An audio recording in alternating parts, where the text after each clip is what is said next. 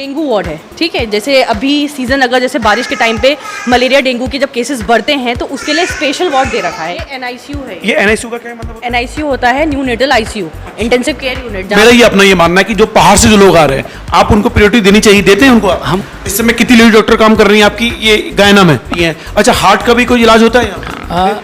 कि यहाँ जितनी भी व्यवस्थाएं होती हैं जो सरकार ने आपको दी हुई हैं, क्या वो मरीजों के इलाज के लिए जो हैं यहाँ पे उससे आप संतुष्ट हैं? लोग ये कहते हैं कि कुछ स्टाफ के लोग भी घुस जाते हैं, हम नंबर लगाते हैं उससे पहले पता है किसी और का टेस्ट हो गया, तो ये चीज़ें कैसे चल रही हैं? हाय, मैं रवि के बिंदास बोल में आपका स्वागत है।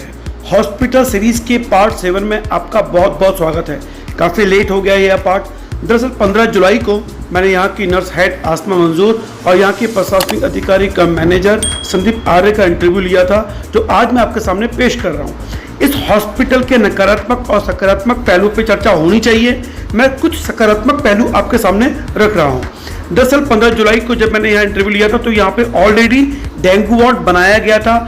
इस राजकीय हॉस्पिटल जो पीपीपी मोड में दिया गया है, तो मैं बड़ा चौंक गया। तो उस डेंगू वार्ड के भी आप दर्शन कीजिएगा। साथ में संदीप आर्य जी से लंबी बातचीत हुई है, कुछ कठिन सवालों को सामने रखा, उनके उन्होंने जवाब दिए हैं। साथ में आसमा मंजूर ने यहाँ के एनआईसीयू वार्ड को भी दिखाया जो हैंडओवर होने वाला था। आज 1.5 महीने बाद जो इंटरव्यू में ले चुका हूँ, आज आपके सामने पेश कर रहा हूँ इस हॉस्पिटल सीरीज के 7वें पार्ट पर। उम्मीद करता हूँ कि आपको पसंद आएगा। अगर पसंद आएगा तो चैनल को सब्सक्राइब करना ना भूलें और इस वीडियो को शेयर करना ना भूलें। तो रवि के बिंदास बोल में सुनिए सबसे पहले आप डेंगू वार्ड के साथ आशा मंजूर को, उसके बाद यहाँ के मैनेजर संदीप आर्य जी को। ये डेंगू वार्ड है, ठीक है। जैसे अभी सीजन अगर जैसे बारिश के टाइम पे मलेरिया डेंगू के जब केसेस बढ़ते हैं तो उसके लिए स्पेशल वार्ड दे रखा है ये, कि स्पेशल वार्ड की पेशेंट आइसोलेट रहता है यहाँ पे, कि डेंगू के कम से कम जितने भी 4 से 5 दिन जब फिजिशियन के ऑर्डर पे ये प्रॉपर डेंगू वार्ड बना रखा है। देखिए ये पीपीपी पूरा यहाँ पे महिला और पुरुष दोनों रहते हैं, महिला पुरुष बच्चे जितने भी हैं मेल वार्ड के सारे। अभी डेंगू के कोई पेशेंट आए? इस वक्त कोई डेंगू के कोई पेशेंट नहीं है हमारे पास। जब होंगे तब वो इसी जगह पे एडमिट। तैयारी आपने पहले से शुरू कर दी? पहले हमारे पास ऑलरेडी मतलब ऐसा नहीं है कि हम स्पेशल कोई सीजन के लिए तैयार कर रहे हैं, ये हमेशा तैयार रहते हैं। अब आप तय करें कि रामनगर का हॉस्पिटल सही या गलत, क्या बन रहा है? ये एनआईसीयू है। ये एनआईसीयू का क्या मतलब? एनआईसीयू होता है neonatal ICU, intensive care unit, जहाँ पे छोटे बच्चे जिनका इलाज जो क्रिटिकल बच्चे होते हैं जो बाहर जाने की कोशिश, मतलब जो बाहर से बच्चे आ रहे हैं और उनको हम अच्छी केयर, जैसे कि ये उनके लिए बनाए। मतलब कौन सी उम्र के बच्चे होते हैं लगभग? छोटे बच्चे। छोटे मतलब न्यूबॉर्न में भी? न्यूबॉर्न नहीं, न्यूबॉर्न तो अलग एनआईसीयू हमारे पास है यहाँ पे। तो वो है अभी? वो है, बस जैसे 5 साल के 10 साल के बच्चे हैं, जहाँ तक पीडियाट्रिक्स में हमारे 12 साल तक का बच्चा वो यहाँ तक एडमिट हो सकता है। देखिए ये कब तक ये आपको हैंडओवर हो जाएगा? अभी हम लोग को इस चीज़ का नोटिस फिलहाल देखिए ये बन चुका है, रेडी है, बस हैंडओवर होना बाकी है।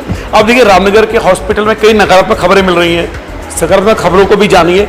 हर पक्ष के 2 पहलू होते हैं, हर पहलू को जानने की कोशिश कीजिए, तब आप अपने को राय बनाएंगे, आगे देखेंगे। हाय, मैं रवि के बिंदास बोल में आपका स्वागत है। चलो स्वागत है। सबसे पहले सर जी मुझे बताइए, आपके हॉस्पिटल में बड़े आरोप लगते हैं। पहला ये आरोप लगता है आपके वहाँ कि अधिकतर जांचें आपकी बाहर आप रेफर कर रहे हैं आप लोग, इसमें सच्चाई कितनी है? सर ऐसा नहीं है। हमारे जो अस्पताल में जितने भी जांचें हो रही हैं वो अस्पताल के अंदर हम काफ़ी हद तक हमारे अंदर 86 हमारी जो जांचें हैं जो हमारे कॉन्ट्रैक्ट में हैं, जो गवर्नमेंट के साथ हमारा एक अनुबंध है, उसके हिसाब से 86 जांचें हैं जो हमारे अंदर ही हो रही हैं, जिसका रिकॉर्ड हमारे पास हम मंथली बेसिस पे भी अपनी CMS को देते रहते हैं और अपने ऊपर अधिकारी को भी देते रहते हैं। और ये भी आरोप लगे कि कुछ दवाइयाँ तो यहाँ लिखी जा रही है सस्ती, महंगी दवाइयाँ बाहर से लिख रहे हैं आप लोग।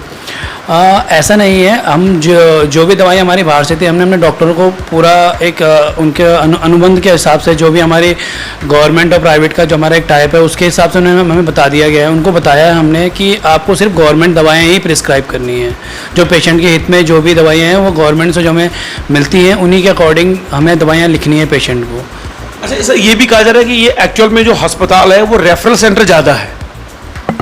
आप हमारा लास्ट कई महीनों का भी डेटा उठा के देख सकते हैं। ऐसा कुछ नहीं है, हमारे रेफरल काफ़ी नीचे आए हैं। अभी जो हमारा सब डिस्ट्रिक्ट हॉस्पिटल है, जो टर्सरी केयर सर्विसेज हैं जैसे न्यूरोलॉजी, कार्डियोलॉजिस्ट हैं, उन चीज़ों के लिए सिर्फ हम रेफर करते हैं। अधिकतर केसेस सारे हमारे यहाँ पे ट्रीट हो रहे हैं। सिजेरियन होगा, ऑपरेशन होगा, सब कुछ हमारे यहाँ पे हो रहा है। औरतों की सर्जरियाँ हमारे यहाँ हो रही हैं, जनरल सर्जरियाँ हमारे यहाँ हो रही हैं, गायनी की सर्जरियाँ हमारे यहाँ हो रही हैं। आपने कहा गायनी की सर्जरी यहाँ हो रही है, पिछले 2 महीने का 3 महीने का रिकॉर्ड निकाल के देख लीजिए। ये आरोप लगते हैं आप लोगों पे कि जो भी गर्भवती महिला यहाँ आती है उसको रेफर कर दिया जाता है, इसमें कितनी सच्चाई है? इसमें सच्चाई तो बिल्कुल नहीं है, क्योंकि मेरा जो पर्सनल हमारे रिकॉर्ड आप भी देखेंगे, मैंने आपको भी थोड़ी देर पहले भी ये शेयर किए थे।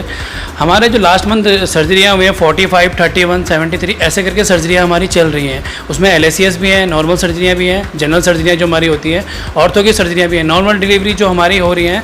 लास्ट मंथ नॉर्मल डिलीवरी का रिकॉर्ड भी हम आपके साथ शेयर करना चाहेंगे, जिसमें 73 नॉर्मल डिलीवरीज हुई हैं जून के महीने में। इसीलिए मैं आपसे आपके माध्यम से भी ये कहना चाहूँगा कि हमारे अस्पताल में ऐसा नहीं है। हमारे अस्पताल में कंटिन्यू हर टाइप का एक पेशेंट आता है, जो जनरल सर्जरी है, गायनी है, ऑर्थो है, डेंटल है, आई सर्जरी है, ENT है, सभी प्रकार के हमारे पास मरीज आते हैं। और हमारी OPD भी जो है वो 700 से 800 पर डे की रहती है। यानी कि 700 से 800 मरीज रोज आते हैं। रोज हमारे यहाँ पे 700 से 800 जो पहाड़ों से भी आते हैं, जिसमें हमारा अल्ट्रासाउंड भी है, CT भी है। लास्ट मंथ भी हमारा 28 CT हुए हैं, अल्ट्रासाउंड 572 अल्ट्रासाउंड हुए हैं। तो कंटिन्यू ऐसा नहीं, हमारी तरफ से सर्विसेज पहाड़ों के से जितने लोग आ रहे हैं उनको हम फर्स्ट प्रायोरिटी पे रखते भी हैं, उनको सर्विसेज देते भी हैं। देखिए, मेरा ये अपना ये मानना है कि जो पहाड़ से जो लोग आ रहे हैं, आप उनको प्रायोरिटी देनी चाहिए। देते हैं उनको? हम उनको प्रायोरिटी बिल्कुल देते हैं। और जो 65 साल से ऊपर के बुजुर्ग हैं उनको देते हैं? उनको भी मैं अपने एंड से भी पर्सनली जाके डॉक्टर से उनसे निवेदन करता हूँ कि आप पहले इन्हें देखिए। मैं खुद उन्हें चेयर पे बिठा के आता हूँ कि जो हमारा सीनियर सिटीजन है उनसे, उनके लिए भी मैं पहले खुद जाता हूँ। देखिए, इस वीडियो के माध्यम से मेरा ये भी कहना है उन लोगों को जो ये वीडियो देख पा रहे हैं, जो रामनगर के अस्पताल में अपना इलाज कराने आते हैं। देखिए, पहाड़ के दुर्गमी क्षेत्रों से जो लोग अपना इलाज कराने यहाँ आते हैं और जो बुजुर्ग हैं, उन्हें आपको प्राथमिकता देनी होगी, क्योंकि उनको उसी दिन गाँव वापस जाना होता है। तो इसके लिए कुछ अलग से व्यवस्था भी करते हैं आप लोग? हाँ, हमारी इस पे एक टीम है हमारी जो फ्रंट ऑफिस काउंटर पे रहती है। अगर पहाड़ से कोई व्यक्ति आता है तो उन लोगों को हम फर्स्ट प्रायोरिटी देते हैं। उनका अल्ट्रासाउंड होना है, कोई एक्सरे होना है, तो हमारे एक PRO हैं वहाँ पे नीरज जी, उनको हम रखते हैं इस चीज़ के लिए कि आप पर्सनली उनसे एक इंटरेक्शन रखिए, उन लोगों को फर्स्ट प्रायोरिटी में काम हो जाए। रात में OT काम करता है आपका? हाँ, दिन वाला इन केस ऑफ इमरजेंसी। इस समय कितनी लेडी डॉक्टर काम कर रही हैं आपकी ये गायना में? हमारे पास एक स्पेशलिस्ट है, गायनेकोलॉजिस्ट हैं, और 5 LMO हैं जो उनके सुपरविजन में काम करती है मैम के। एक जैसे जिस तरह से हमारे वहाँ देखिए, पहाड़ से जो भी यहाँ इलाज कराने आ रहा है, अपना जच्चा बच्चा हो गया, कभी सर्जरी, अच्छा ये तो आपने बता दिया। इसके अलावा जो नॉर्मल सर्जरी है, अच्छा हार्ट का भी कोई इलाज होता है यहाँ? हमारे अनुबंध के हिसाब से हार्ट कार्डियोलॉजिस्ट हमारे उसमें नहीं है यहाँ पे, ये सब डिस्ट्रिक्ट हॉस्पिटल में। अच्छा, अनुबंध के आप रख भी नहीं सकते? हमारे सब डिस्ट्रिक्ट हॉस्पिटल में वो फैसिलिटी है नहीं कार्डियोलॉजिस्ट की। इसके लिए टर्सरी केयर सर्विसेज हैं जो हायर सेंटर है, ये सब डिस्ट्रिक्ट हॉस्पिटल की। अच्छा, एक अंतिम सवाल मैं पूछूंगा आपसे, ये मुझे जानना है यहाँ पे कि यहाँ जितनी भी व्यवस्थाएं होती हैं जो सरकार ने आपको दी हुई हैं, क्या वो मरीजों के इलाज के लिए जो हैं यहाँ पे, उससे आप संतुष्ट हैं, या आप चाहते हो कि थोड़ा और आपको फिजिकल चीज़ें दी जानी चाहिए? अभी तक जो गवर्नमेंट ने हमें सर्विस है, जो हमें कॉन्ट्रैक्ट एक अनुबंध हुआ है हमारे साथ, उसके हिसाब से जो पहले का डाटा है और जो अब का डाटा है वो काफ़ी इंप्रूव हुआ है। जो हमारी OPD हैं, IPD हैं, सर्जरी हैं, CT पहले यहाँ पे नहीं था, CT का आप रिकॉर्ड उठा के देख सकते हैं। CT भी हम लोग करना स्टार्ट कर दिए हैं, काफ़ी टाइम से 2 साल से चलता हुआ आ रहा है। तो काफ़ी अच्छी फैसिलिटी लोगों को यहाँ पर मिल रही है, और ट्रिपल P का काफ़ी फ़ायदा रहा है लोगों को। ये मैं यहाँ पे नहीं, मैं काफ़ी जगह, हमारे टिहरी क्लस्टर हैं, पौड़ी क्लस्टर हैं, ये रामनगर क्लस्टर हैं, तो ये काफ़ी फ़ायदा हुआ है गवर्नमेंट की तरफ से भी। मुझे लगता है ट्रिपल P का, ये मेरा पर्सनल एक ओपिनियन है कि मुझे लगता है कि ट्रिपल P का काफ़ी फ़ायदा है। जो सर्जरियाँ पहले नहीं होती थी वो अब हो रही हैं। काफ़ी अच्छी कंसल्टेंट की फैसिलिटी पेशेंट को मिल रही है, लोगों को, आम जनता को मिल रही है। अच्छा, बातों बातों में एक सवाल मेरे पास और आ गया दिमाग में। जितने भी मरीज़ यहाँ पे आते हैं, जो पॉजिटिव माइंड से आते हैं, नेगेटिव माइंड से आते हैं, लोग ये कहते हैं कि कुछ स्टाफ के लोग भी घुस जाते हैं, हम नंबर लगाते हैं, उससे पहले पता है किसी और का टेस्ट हो गया। तो ये चीज़ें कैसे चल रही हैं? ये आते हैं ऐसे स्टाफ वाले भी, हम तो स्टाफ के लोग हैं, हमें पहले जाने दो। हाँ, ऐसे स्टाफ वाला तो अभी तक कोई मैटर मेरे पास ऐसे आया नहीं है, लेकिन अगर स्टाफ का कोई होता है तो उन लोगों को मेरा क्लियर इंस्ट्रक्शन है कि आप 2 बजे के बाद, जो लास्ट टाइम पेशेंट का टाइम के बाद होता है, उसके बाद आप लोग अपना वो करवा सकते हैं। अगर कोई ऐसे स्टाफ का पर्सनल लगता है कि हमें क्रिटिकल लगता है कि पेशेंट को करना चाहिए, अभी रिक्वायरमेंट है, तो हम अपने एंड से करवा देते हैं, क्योंकि हमारे लिए वो भी पेशेंट है।